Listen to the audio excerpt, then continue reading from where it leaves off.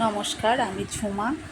আপনাদের সামনে একটি নতুন রেসিপি নিয়ে এসেছি। আপনারা রেসিপিটি দেখতে থাকুন, দেখুন কেমন লাগে।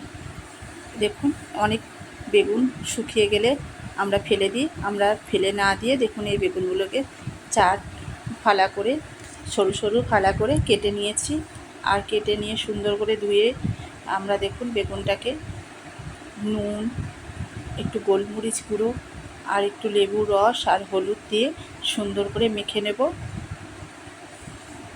লেবুর রসটা দিলে বেগুনগুলো একদম ভাজার সময় ভেঙে যাবে না, সুন্দরভাবে থাকবে, একদম একটুও ভাঙবেও না, গলবেও না। এই জন্য লেবুর রসটা দিলাম, আর লেবুর রস দিলে খেতে খুব ভালোও লাগে। এবার দেখুন হলুদটাও পরিমাণ মতন দিয়ে দিয়েছি। এবার মাখিয়ে নেব। মাখিয়ে নিয়ে আর এদিকে কড়াইতে আমি তেল দিয়ে দিয়েছি, তেলটা গরম হতে থাকুক। তেলটা গরম হয়ে গেলে বেগুনগুলো মাখিয়ে আমি তেলে দিয়ে দেব। তেলটা কিন্তু অতি অবশ্যই গরম হতে হবে। কাঁচা তেলে দিলে কিন্তু একদম গন্ধ বেরোবে আর খেতেও ভালো লাগবে না, আর বেগুনগুলো তখন ভেঙে যাওয়ার ভয় থাকবে। এর জন্য তেলটা যাতে গরম হয় সেই মতন বেগুনগুলোকে দিয়ে দিতে হবে। এই দেখুন বন্ধুরা, এটি একটি সুন্দর নিরামিষ সুস্বাদু রান্না। এতে কোনো পেঁয়াজ রসুন কিচ্ছু দিইনি, একদম নিরামিষই রান্না, খেতে খুব ভালো লাগবে। এবার দেখুন বন্ধুরা, আমি তেলের মধ্যে বেগুনগুলো দিয়ে দিয়েছি। বেগুনগুলো সুন্দর লাল লাল করে ভেজে নেব। বেগুনগুলো ভাজা হয়ে গেলে আমি একটি পাত্রে তুলে নেব। আপনারা দেখবেন আমার রেসিপিটি কেমন হয়েছে। যদি ভালো লাগে অতি অবশ্যই লাইক কমেন্ট শেয়ার, এবং আমার ইউটিউব চ্যানেলটিতেও লাইক কমেন্ট শেয়ার এবং সাবস্ক্রাইব করে দেওয়ার অনুরোধ রইল। আর এদিকে দেখুন আমি একটু দই নিয়েছি, যেহেতু দই বেগুন করব, দই না দিলে তো হবেই না। তার জন্য দইটাকে আমি সুন্দর করে একটু বাটিতে ফাটিয়ে নেব, যাতে কোনো দানা ভাব বা কোনো কিছু থাকে না। আর ছানা ছানাভাবে একটা কেটে যায় তো অনেক সময়, সেটা হয় না। ফাটিয়ে নিলে খুব ভালো হয়। আর এদিকে দেখুন আমার বেগুনগুলোও সুন্দর লাল লাল ভাজা হয়ে গেছে। এবার আমি তুলে নেব। দেখুন বন্ধুরা, যেটা যেভাবে যে টুকরো মতন আমি কেটেছি সেগুলো সেই মতনই আছে, একটুও ভেঙে গলে যায়নি। এই দেখুন কত সুন্দরভাবে লাল লাল করে ভাজা হয়ে গেছে।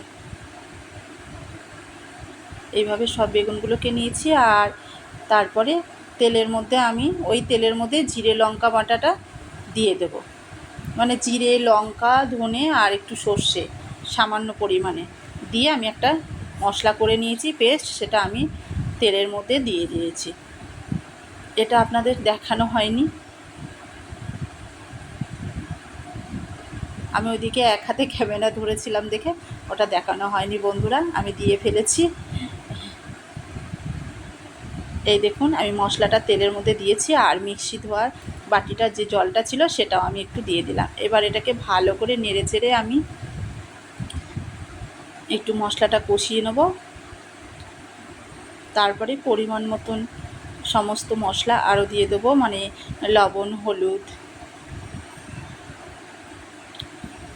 এবার দেখুন মশলাটা সুন্দর ফুটতে গেছে। এবার আমি টক দইটাও দিয়ে দিলাম। টক দইটা দিয়ে এবার ভালো করে আবার একটু নেড়ে চেড়ে মশলাটা কষিয়ে নেবো। আর দেবো এখানে সামান্য পরিমাণে চিনি। চিনিটা দিলে ভালো লাগে, তরকারির স্বাদটাই অন্যরকম পাল্টে যায়। আর যারা চিনি না খেতে চাইবেন তারা না দিলেও হবে। এবার দেখুন ভালো করে নেড়ে চেড়ে সুন্দর করে আমি মশলার সাথে দইটাকে একবারে মিশিয়ে নিয়েছি। এবার এটা ফুটতে থাকুক, ততক্ষণে আমি আবার এদিকে পরিমাণ মতন লবণ, পরিমাণ মতন হলুদ দিয়ে দেব।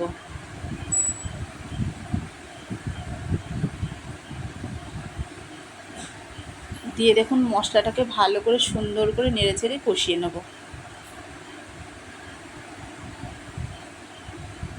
দেখুন মশলাটা অনেকটাই কষানো হয়ে গেছে। এবার আমি বেগুনগুলোকে সব দিয়ে দেব মশলার মধ্যে। এবার বেগুনগুলোকে দিয়ে আবার একটু ভালো করে ফুটতে থাকুক। দেখবেন কালারটা একদম চেঞ্জ হয়ে যাবে। আর অন্য কোনো আদার্স দেবো না, খালি নামাবার আগে একটু কাসুরি মেথি দিয়ে নামিয়ে নেব। তাতে সুগন্ধটা খুব ভালো লাগবে আর খেতেও খুব সুস্বাদু হবে। দেখুন বন্ধুরা কালারটা অনেকটা চেঞ্জ হয়ে গেছে, ওপরে তেল ভাসা ভাবটাও চলে এসছে।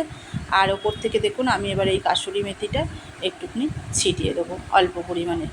এত সুন্দর খেতে লাগে, আপনারা না খেলে বুঝতেই পারবেন না। আর দেখুন তেলটা কত পরিমাণে সুন্দর ভেসে উঠছে। আমি কিন্তু ওখানে এক্সট্রা আর কোনো তেল দিইনি, ওই তেলের মধ্যেই করেছি। আর যে দই দিয়েছেন, দইয়ের সঙ্গে তেলে মশলা করলে না ওপর থেকে তেলটা এরকম ভেসে আসে এবং খুব সুন্দর খেতে লাগে। টক ঝাল মিষ্টি দই বেগুন। দেখুন বন্ধুরা কত সুন্দর কালার এসছে। আর এটা আপনারা রুটি ভাতের সাথে খেতে পারবেন, দারুণ লাগবে, অসাধারণ খেতে, একদম একটা নিরামিষ রান্না।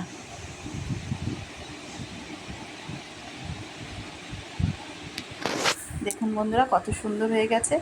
আপনারা বাড়িতে বানিয়ে খেয়ে দেখবেন, আপনার যদি ভালো লাগে অতি অবশ্যই আমাকে কমেন্ট করে জানাবেন।